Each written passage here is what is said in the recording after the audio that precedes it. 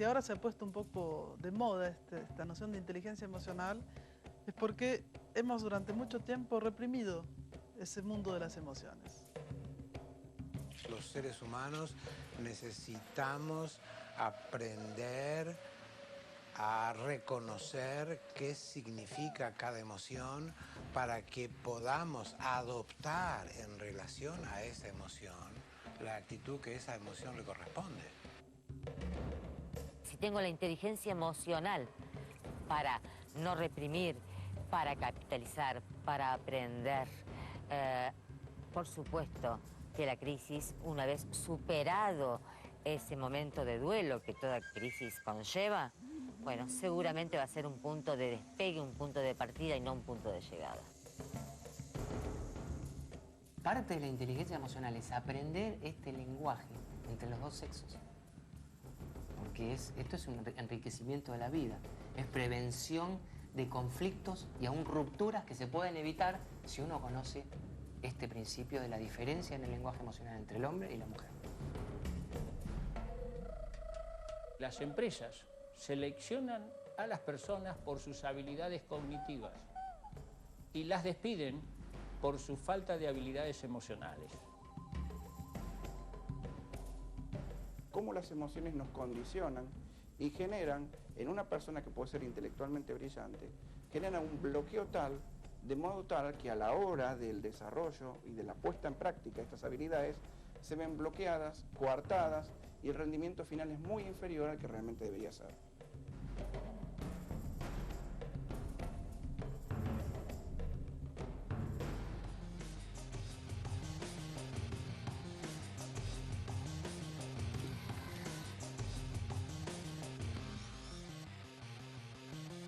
Inteligencia emocional. ¿Por qué a algunas personas les va mejor en la vida que a otras? ¿Por qué algunas con alto coeficiente intelectual y que se destacan en su profesión no pueden aplicar esta inteligencia en su vida? Van a la deriva, del sufrimiento al fracaso.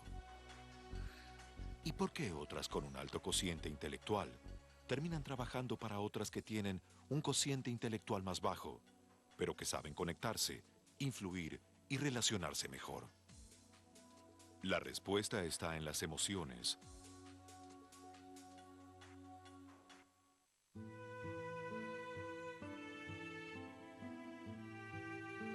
Sonarán con armonía los golpes en la madera. Tendrá el espíritu una caja pequeña de cuerdas finas para hablar del mundo en todos los idiomas. La música puede convertirnos, llevarnos o traernos de un lugar a otro. Los seres humanos normales usamos un 10% de nuestra capacidad neuronal total.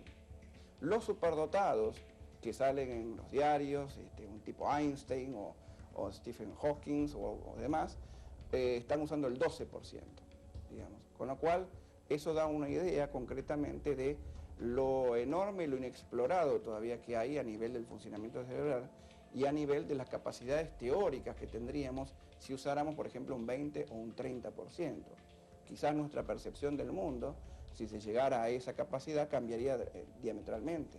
Tendríamos sentidos exacerbados a tal punto, como nuestro oído, como nuestro olfato, como nuestra visión, que cambiarían dramáticamente la concepción de nosotros mismos y de los otros, digamos. Y esto produciría absolutamente una revolución.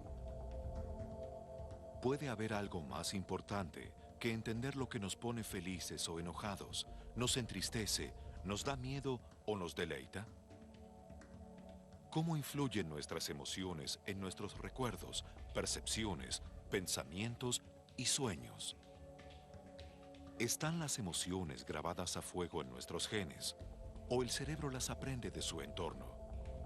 En los últimos 10 años, que se fue llamada la década del cerebro, se avanzó más en el conocimiento del funcionamiento de la mente, de las hormonas, de los neurotransmisores, del sistema nervioso, que en toda la historia anterior de la humanidad. En la década del cerebro se produjeron más de 100.000 trabajos científicos acerca de todo el funcionamiento biológico de nuestra mente. 25.000 de esos 100.000 involucraban a las emociones.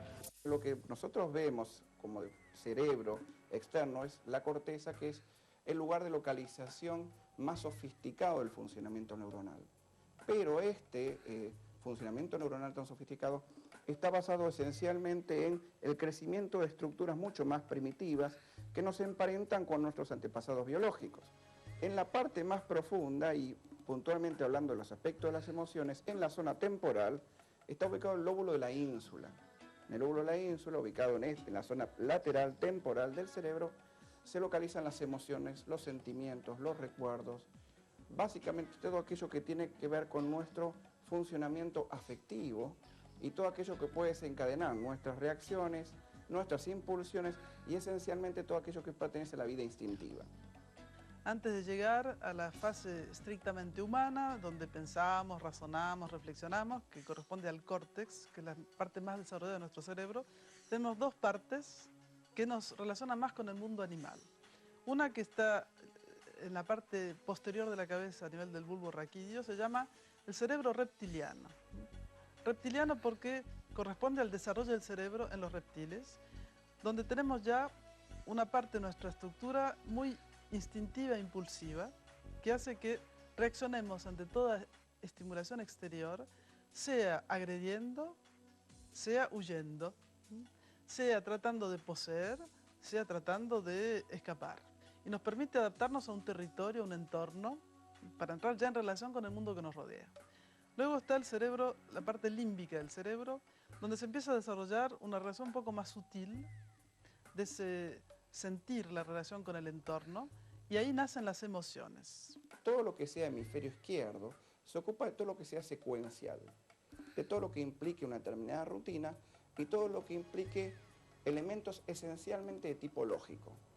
Entonces todo lo que sea normativo, todo lo que forme parte de lo aprendido, de lo mecánico, por ejemplo conducir un auto, todo lo que sea, digamos, estandarizado y clásico, va a estar en la parte izquierda de nuestro cerebro. La parte derecha de nuestro cerebro va a ser la parte más creativa, más dedicada a lo soñador, más dedicada a la expresión artística. Sin darnos cuenta hemos dejado de lado el costado que llamaríamos más femenino de nuestra psiquis, que era el que creaba toda la relación, que vive por imágenes, que tiene una visión intuitiva e instantánea de las cosas, más espontánea, más directa. Y ahora nos dimos cuenta que debe trabajar con los dos, porque el punto común entre esa inteligencia racional y la inteligencia emocional es la palabra inteligencia. A lo largo del siglo XX, primó un concepto de inteligencia restringido prácticamente a las funciones intelectuales y se ideó una herramienta conocida como test de cociente intelectual. La prueba suele medir las funciones cognitivas como el vocabulario, el conocimiento de datos, la memoria a corto plazo, el razonamiento verbal, el movimiento ocular y manual. Muchas personas que obtienen puntuaciones bajas en las pruebas de cociente intelectual tienen mucho éxito en la vida, mientras que muchas de las que tienen cocientes de inteligencia elevados no llegan tan lejos. ¿Qué es entonces la inteligencia? Es la capacidad de adquirir nuevos conocimientos y aplicarlos en situaciones nuevas para resolver problemas no programados. Los científicos dicen que un animal es más evolucionado o más inteligente que otro cuando se sabe adaptar mejor al medio ambiente. Este principio de adaptación al medio ambiente, trasladado al terreno humano, es una buena conexión con los principios y las técnicas que propone la inteligencia emocional. Y la inteligencia es a la vez el arte de gestionar, de comprender parámetros, pero también de adaptarnos a la existencia. Hoy sabemos que la inteligencia no consiste en saber muchas cosas. Una enciclopedia sabe un montón. Hay ordenadores que tienen una memoria increíble, saben enormemente, pero no les aprovecha de nada. Porque la inteligencia tiene que probarse o frotarse, diría yo, a la prueba de la existencia y de lo cotidiano y de lo concreto. Entonces la inteligencia es cómo me adapto, cómo entro en relación. En 1920, el psicólogo Edward Thorndike postula la existencia en las personas de lo que llamó inteligencia social. Recién en 1986, Howard Gardner, psicólogo y educador de la Universidad de Harvard, impacta en el mundo de la educación con una obra clave, Estructuras de la mente, la teoría de las inteligencias múltiples. En la actualidad ya tampoco se habla de la inteligencia, sino de las inteligencias. Se sabe, se acepta hoy universalmente que el ser humano dispone de diferentes habilidades intelectuales, de diferentes inteligencias. Podríamos hacer una primera tipología como una inteligencia cognitiva o racional y otra inteligencia de tipo emocional.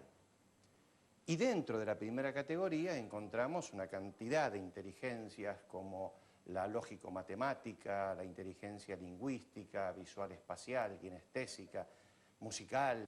Dos de las inteligencias planteadas por Gardner, la intrapersonal y la interpersonal, constituyen el tronco de lo que otros dos psicólogos, John Mayer y Peter Salovey, nombraron por primera vez en una tesis doctoral como inteligencia emocional.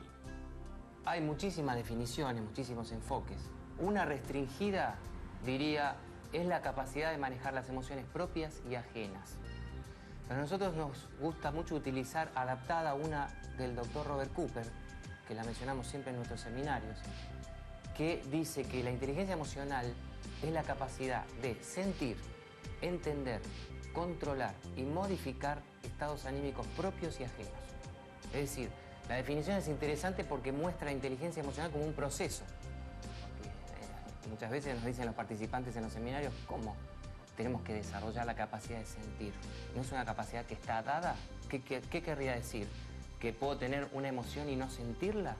Existen los mecanismos de defensa, existe el inconsciente psicodinámico, y entonces yo puedo tener, por diferentes motivos, una emoción que no me es permitida o no me permito sentir. El término circuló unos años solo por los claustros universitarios, hasta que impactó en el mundo entero, gracias a la obra del periodista, psicólogo y filósofo Daniel Goleman, a través de un libro llamado La inteligencia emocional. Aparecido en 1995 en Estados Unidos, el libro vendió en pocos meses más de 5 millones de ejemplares y fue traducido a más de 30 idiomas en todo el mundo. La obra del doctor Goleman es un momento capital dentro de la difusión de la inteligencia emocional. Por supuesto, causó sorpresa ya el título, inteligencia emocional. Estamos acostumbrados, durante todo el siglo XX estuvimos acostumbrados a considerar que la inteligencia descansa solamente en el intelecto. Incluso podíamos decir muchas veces que las emociones son un estorbo para el intelecto. Hoy sabemos que no es así. La obra del doctor Goleman es una de las obras de divulgación científica más profusamente abonada o sostenida con referencias bibliográficas de trabajos científicos o de experimentos realizados en los últimos años. Aquí no se piensa. Aquí nos entregamos con el pecho invadido de sensaciones sanas a la pureza templada por las notas. Hay sabiduría en el golpe, en el brillo del barniz, en medir con el ojo la recta perfecta hacia una vida tranquila. Nuestro cuerpo, dispuesto a escuchar, abandona el miedo, desconoce la tristeza. El suelo desaparece frente a la evidencia de la belleza, ahora hecha música.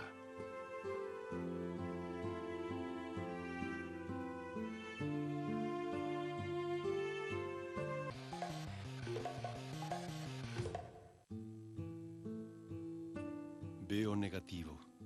Recibo lo que recibo con ansiedad y veo negativo. La soledad saldrá del sobre para confundirme o dispararme a sentimientos que no domino ni puedo dominar. No es maldad, es la congoja que me reduce a lo inmediato. La incomprensión del otro es el arma que no permite salir de este momento. Todo se hace espinas. La palabra emoción viene del latín emovere, que quiere decir ser movido por. Lo que nosotros a veces no nos damos cuenta, nos olvidamos, es que estamos constantemente movidos, o sea, emocionados, tocados, afectados por todo lo que nos rodea, y lo que aún menos nos damos cuenta es a qué punto nosotros mismos afectamos a los otros. Nosotros decimos, me afectó tal cosa, pero olvidamos que nuestra propia presencia, nuestra manera de ser, nuestra manera de hablar, etcétera, está constantemente afectando el entorno. ¿Cuál es la función original de las emociones? Según Charles Darwin, las emociones se han desarrollado en su origen para preparar a los animales para la acción, en especial en una situación de emergencia. Ante el peligro, todos los animales reaccionan bruscamente en centésimas de segundo. Las aves levantan vuelo. Los mamíferos se mueven con rapidez, hacia la lucha o la huida. Son impulsos básicos para la preservación de la vida. La mayoría de nuestras emociones están en nuestro código genético. Para que alcancemos la tan necesaria y deseada inteligencia emocional, lo primero que tenemos que reconocer es que no existen emociones negativas. Que ya el llamar a una emoción negativa es una forma de descalificación que ya está hablando de nuestra ignorancia emocional y que nos perturba la posibilidad de comprenderla y de aprovecharla. Podemos hablar de emociones más agradables. Por ejemplo, si estoy en una situación en la que me siento contento, feliz, puedo sentir alegría, gratitud, son emociones agradables. Y si estoy en una situación en la que me siento amenazado, o con riesgo, o en peligro, puedo sentir miedo, puedo sentir enojo, puedo sentir culpa, puedo sentir envidia, que son emociones más desagradables, pero no son negativas, no son negativas. Son emociones que nos informan con una precisión exquisita acerca de la naturaleza de la situación en la que estamos experimentando en ese momento. Todos los sentimientos y todas las emociones tienen una razón de ser. Ningún sentimiento es malo en sí, simplemente cumple su función. Ningún sentimiento hace daño si lo sabemos aprovechar.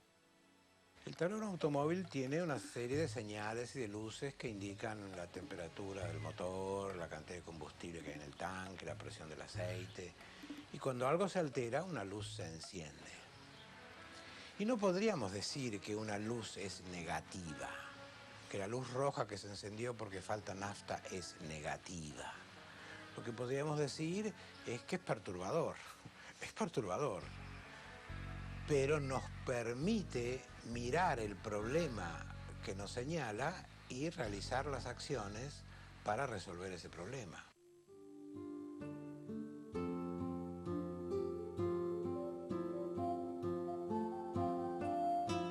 Veo negativo. Conozco este lugar, pero hoy soy extranjera.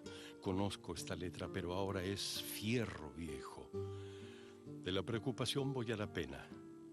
Mejor dormir, mejor soñar. Esta es la única trampa que se me ocurre. ¿Habrá un lugar que me devuelva el cuerpo? ¿Que me integre en unidad como un puño cerrado?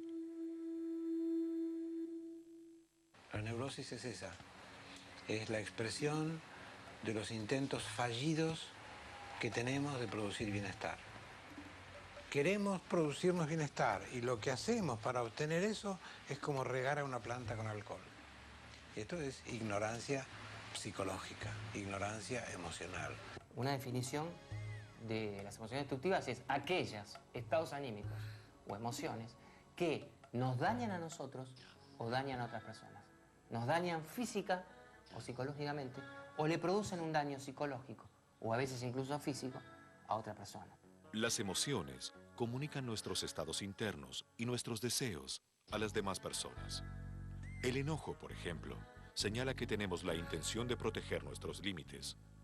Tener un enojo es una cosa natural, sobre todo si echamos la luz de la conciencia sobre ese enojo, lo controlamos, pero si un enojo no está acompañado de conciencia, un enojo no es controlado, puede convertirse en ira, y la ira con facilidad puede degenerar en odio. Y el odio sabemos que es la base para los conflictos, por ejemplo, armados. Las guerras sin ningún tipo de odio en los soldados y en las personas que sostienen a los soldados no se podría realizar. Las rupturas matrimoniales, a veces los divorcios entre padres e hijos, suceden porque las emociones descontroladas han producido un daño tan profundo en la relación que la misma se termina. Y por supuesto con un daño muy grande de ambas partes.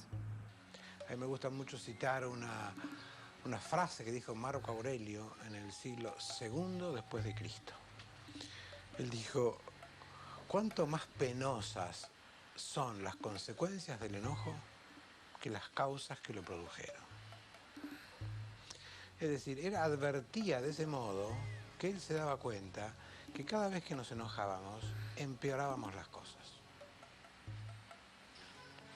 Y hasta hoy sigue pasando eso. Hasta hoy no sabemos qué hacer con el enojo. Las emociones tienen una función de gran importancia. Nos contactan con el mundo y nos preparan para responder a sus requerimientos. Un amigo mío me dijo que cuando viniera a verme me iba a traer un libro que le presté. Llega y me dice, uy, no te traje el libro, me olvidé. Y yo me frustro y me enojo. Me enojo porque la expectativa que tenía de recibir ese libro que me habían prometido no se cumple.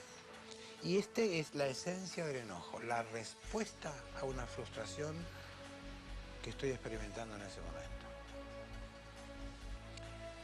Y hasta aquí todo está bien, es inevitable que yo me enoje, es normal que yo me enoje, es inherente a mi condición humana que yo sienta ese enojo. Lo que es de enorme importancia evaluar es qué hago con ese enojo, cómo expreso ese enojo, cómo lo expreso, cómo le doy canal de expresión a esa vivencia, a ese plus de energía que es el enojo, que tengo durante un ratito, cuya esencia es darme más fuerza para resolver el problema que me enoja. Y si la sabemos utilizar, va en esa dirección, y si no la sabemos utilizar, cumple la función opuesta. Enojarse es fácil, cualquiera puede hacerlo. Pero, dice Aristóteles, enojarse con la persona correcta, en la intensidad correcta, en el momento correcto, de la forma correcta y por el motivo correcto, eso no es fácil. 5 elementos descubrió Aristóteles en un enojo. ¿Es esta la persona correcta con la que me tengo que enojar? Muchas veces no lo es. ¿Es esta la intensidad? Tiene que ser enojo, ira, afectación. ¿Es este el momento o tengo que esperar? ¿Es esta la forma que yo tengo que utilizar? Es decir, ¿tengo que insultar? ¿Puedo golpear la mesa? ¿Qué es lo que debo hacer? Acá tenemos una verdadera guía, una verdadera técnica dicha por un gran filósofo hace 2600 años que nos puede guiar para controlar nuestras emociones.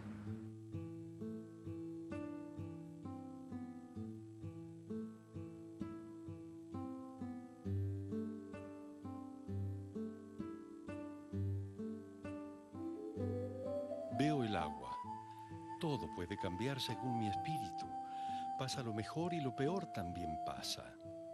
El desconocimiento que hace un instante tapó todas las salidas cede lentamente cuando me calmo y dirijo mi atención a cambiar de actitud frente al mismo problema.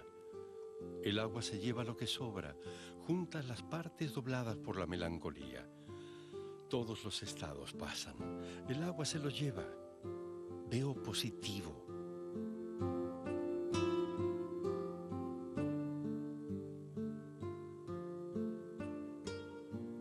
No creamos que la inteligencia emocional es un concepto nuevo.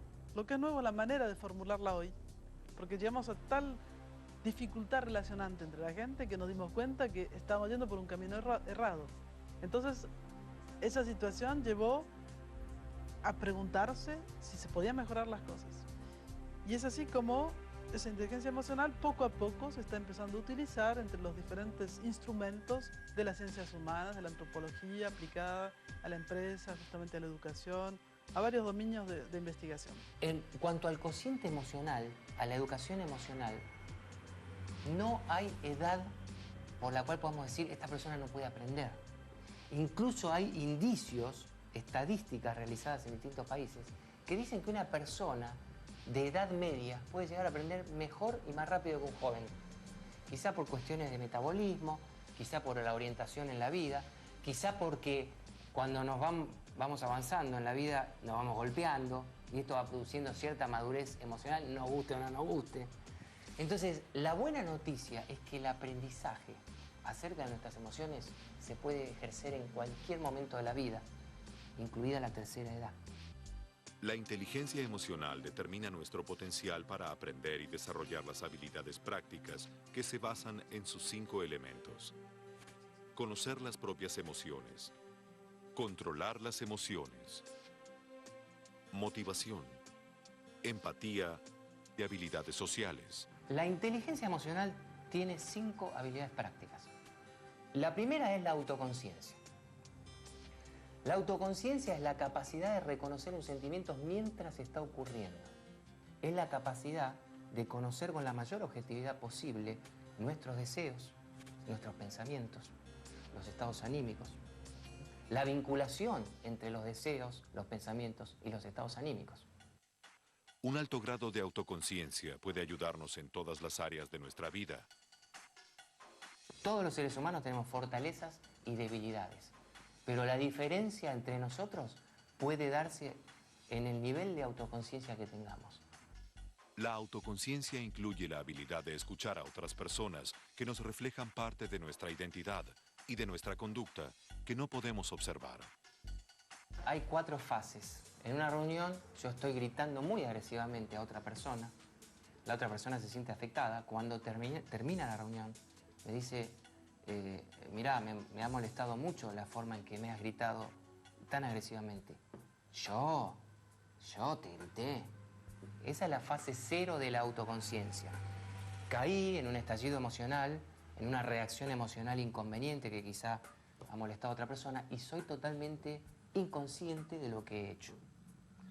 Fase 1, podríamos decir. Estoy gritando.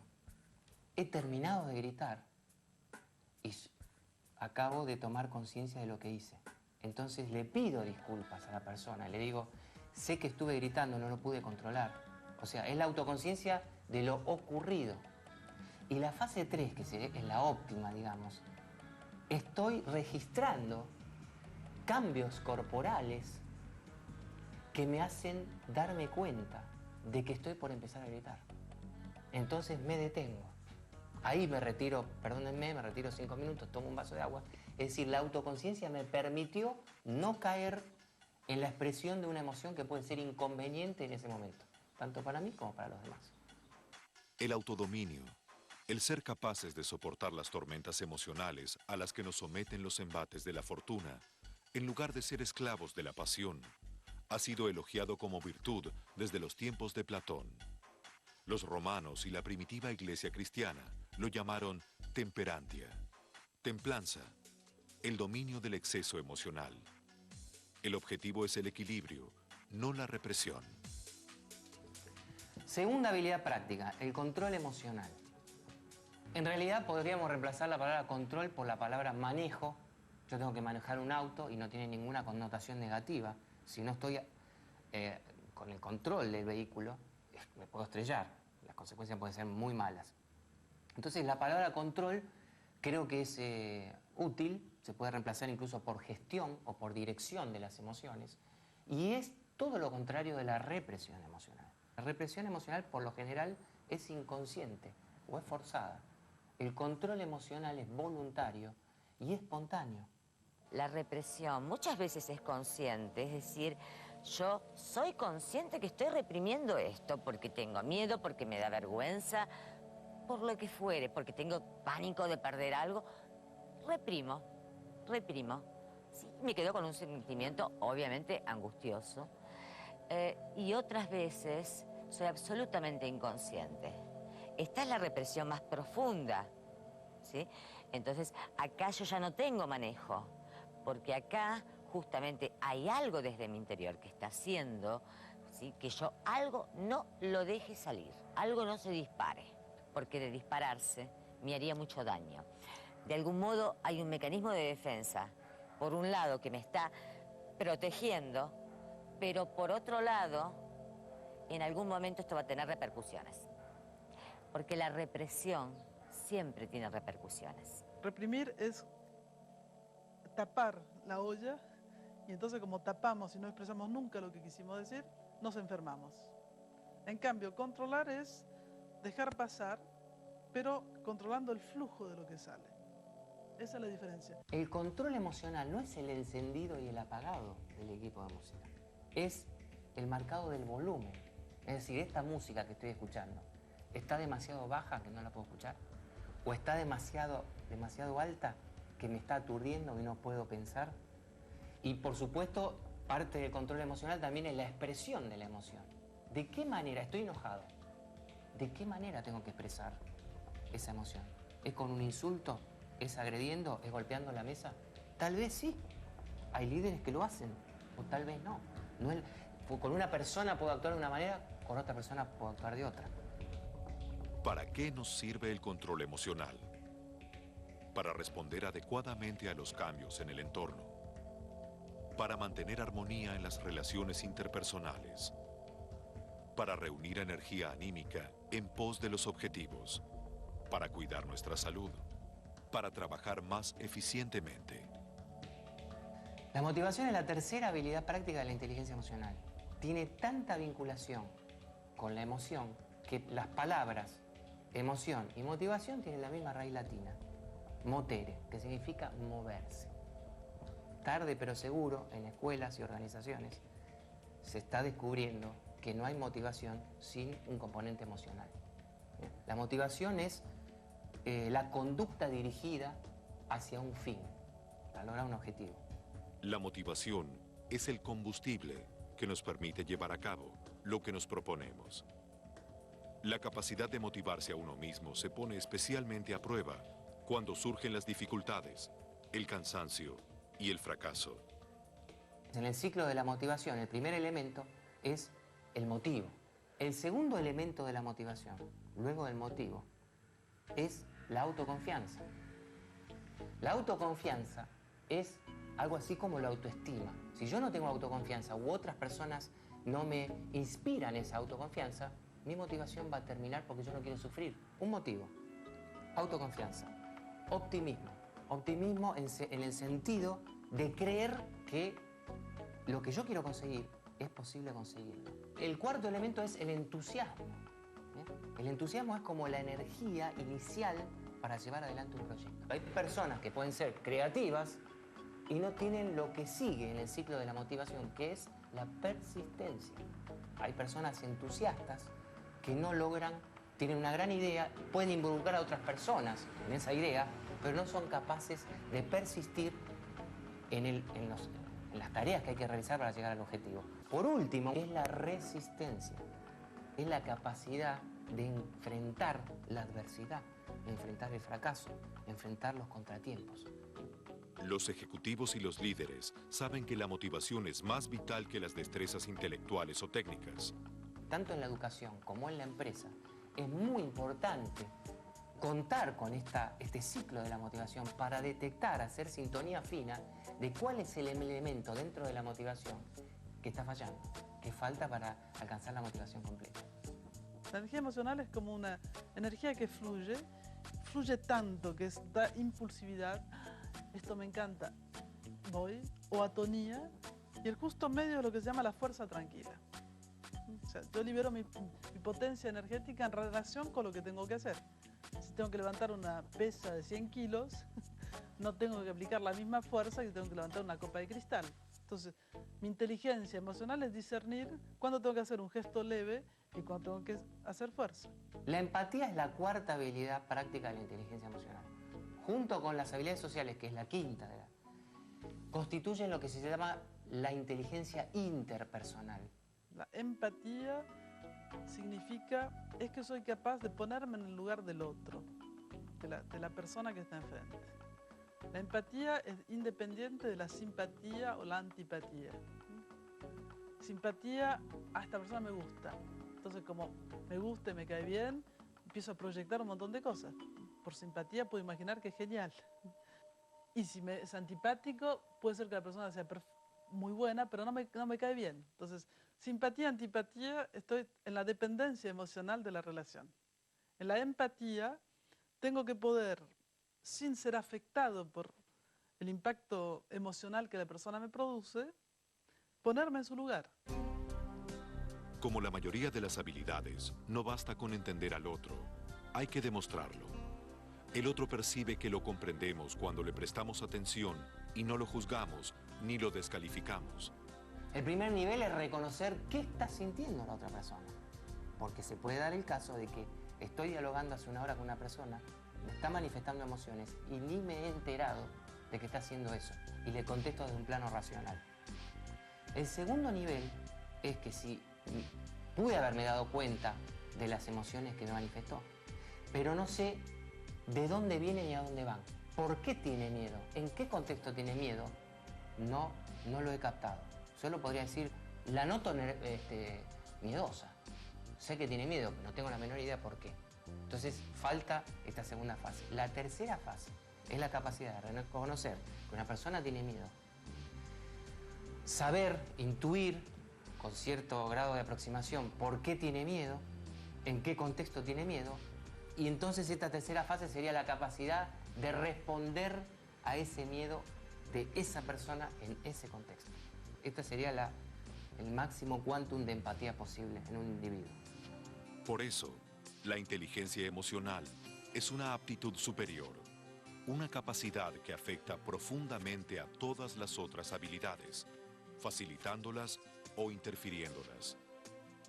Por último, la quinta habilidad práctica de la inteligencia emocional son un conjunto de virtudes o habilidades llamadas justamente habilidades sociales, entre las que podemos destacar el liderazgo, el trabajo en equipo, la capacidad de persuadir, la capacidad de cooperación, la capacidad de servicio.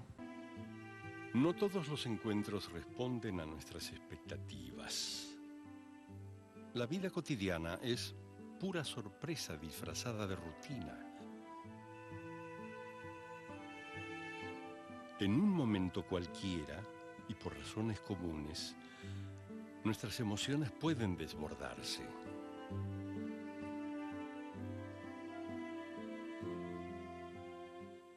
La mujer y el hombre tienen una forma de experimentar la emocionalidad de manera diferente. No hay acuerdo científico sobre si esto es plenamente cultural o también tiene un componente biológico. El peso cultural es muy grande y ahora se está achicando esa distancia cultural entre el hombre y la mujer. Pero de hecho no se educa al hombre y a la mujer de manera igual con respecto a sus emociones. A los hombres, por ejemplo, hay determinados clichés que aún hoy lamentablemente se siguen usando. No llores, no te muestres tan sensible, no tenés que tener miedo. Esto hace que el hombre crece, se desarrolla con patrones culturales diferentes de los de la mujer, y después cuando está en la pareja o está en interacción con una mujer en el trabajo, se maneja de una manera distorsionada. La mujer también puede tener sus distorsiones, pero se nota más en el varón.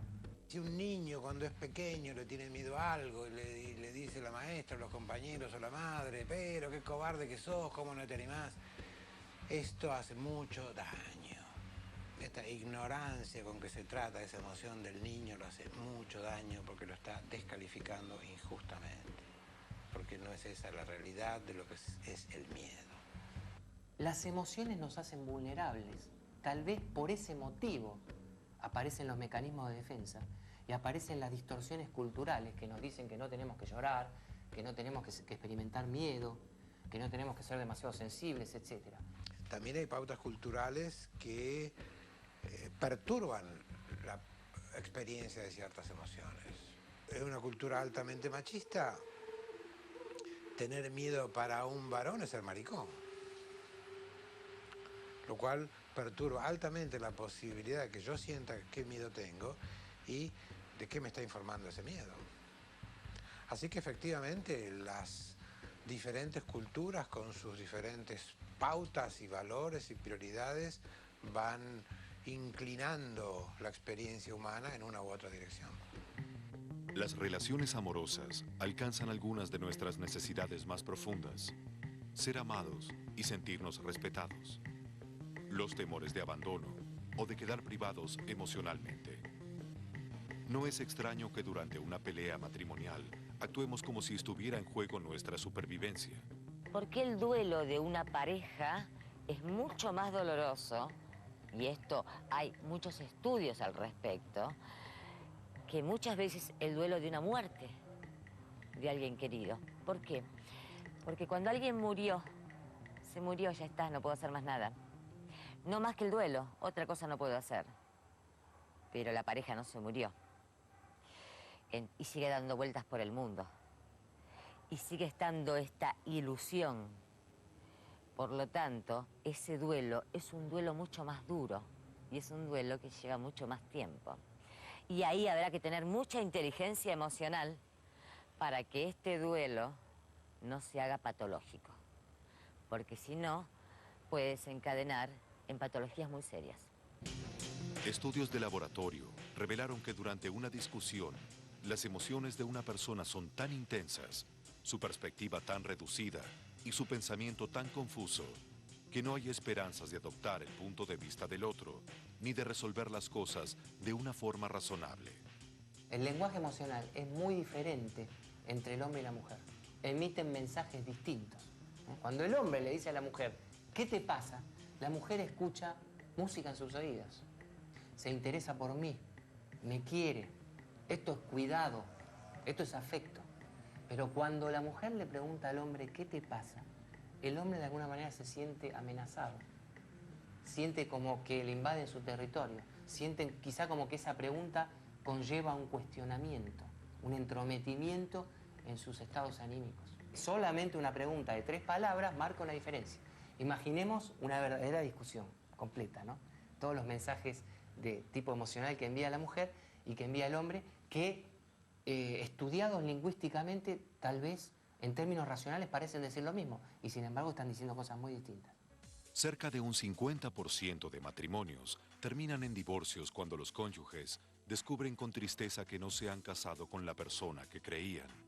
Dentro del primer año de matrimonio, salen a reducir los problemas individuales de inteligencia emocional y las incompatibilidades de relación. Y muchas parejas no conocen la manera de abordar esos problemas.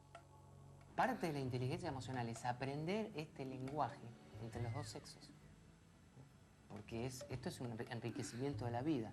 Es prevención de conflictos y aún rupturas que se pueden evitar si uno conoce este principio de la diferencia en el lenguaje emocional entre el hombre y la mujer.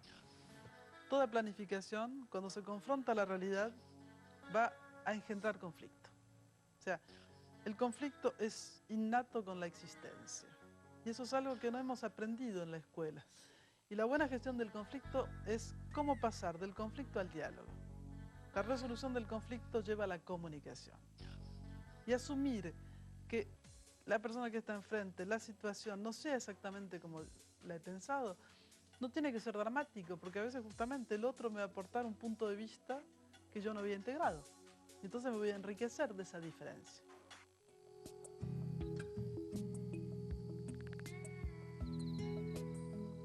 ¿Qué te pasa? ¿Se fue mal? Nuestras emociones pueden desbordarse. Una palabra se carga a otra palabra. En el devenir, la tranquilidad se transforma en angustia, la angustia en enojo, el enojo en ira.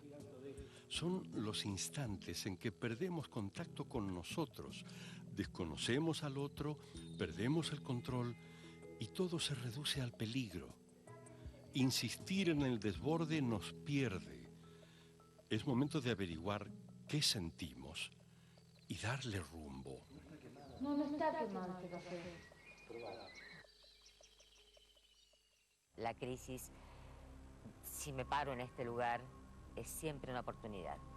Si puedo capitalizar, si puedo aprender, si tengo la inteligencia emocional para no reprimir, para capitalizar, para aprender, por supuesto que la crisis, una vez superado ese momento de duelo que toda crisis conlleva, bueno, seguramente va a ser un punto de despegue, un punto de partida y no un punto de llegada. La vida es siempre conflicto de alguna manera. Pero ese conflicto se puede justamente gestionar de diferentes maneras. Una manera que es clásica, conflicto. ¿Qué conflicto? Yo no lo vi. Es el monito que cierra los ojos, yo no estaba, no vi nada, estaba en otro lado. Eso se llama el conflicto no asumido. Como podemos rápidamente darnos cuenta, la emoción que domina en un conflicto no asumido es el miedo. Me escapé, me fui, yo no quise saber nada. Segundo caso es el caso justamente de lo que se llama el conflicto abierto. Quizás incluso la persona de enfrente no me quiso agredir, pero me miró un poco torcido y me molestó. Entonces, como yo estoy habitado de mucha cólera, ahí voy y ataco, contraataco e incluso desarrollo una violencia excesiva respecto a la situación. O bien, es una situación efectivamente de conflicto, pero no quiero arreglar la situación. Entonces ahí exacerbo y mi cólera es lo más poderoso. Eso se llama un conflicto abierto. Si tú dices blanco, yo digo negro, o sea, siempre me opongo, oposición. Hay una tercera manera muy sutil para gestionar el conflicto, que es la manipulación. Entonces la manipulación, le digo muchas cosas lindas a la persona, etcétera, pero en realidad lo estoy tratando de controlar o llevar en mi dirección sin que forzosamente él esté de acuerdo, pero como se lo presento de tal manera, con muchas alabanzas, diciendo que es el más inteligente, el más bello, que es la única persona que puede hacer esto, en general lo resuelvo de una manera un poco egocéntrica. Y la buena manera de resolver el conflicto, que está ligada con la inteligencia emocional, es lo que se llama el conflicto asumido. En conflicto asumido hay que poder llegar al diálogo. Diálogos, dos ideas, o sea, tú tienes tu punto de vista, tu situación, yo tengo la mía. Bueno, intercambiemos. Una buena e inteligente gestión de conflictos pasa por el hecho de que cada parte pueda expresar de una manera con buena autoestima, de una manera clara, su punto de vista, su apreciación, sus necesidades, y que se trate de llegar a un encuentro que quizás esté a mitad de camino entre la necesidad del uno y el otro, pero siempre en el cual vamos a proponer al otro un acuerdo, o sea, algo que será también positivo para él.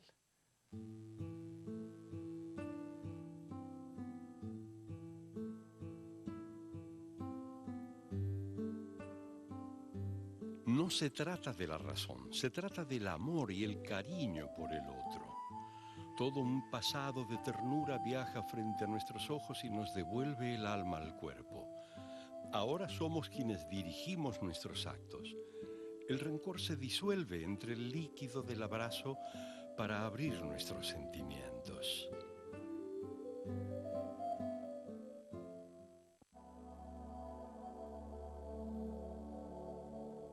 Y la inteligencia emocional se desarrolla a través de determinadas estrategias que ponen a prueba la capacidad de tolerancia, la capacidad de poder esperar.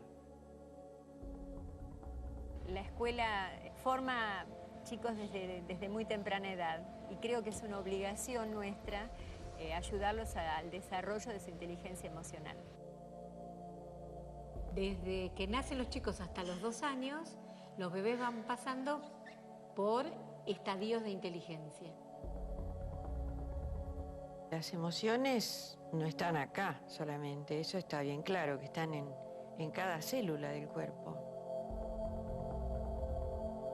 Estrés, ansiedad y depresión es como un perro que se muerde la cola permanentemente, digamos. Está permanentemente retroalimentándose en un círculo que forma parte esencialmente del bloqueo que las emociones producen sobre el intelecto.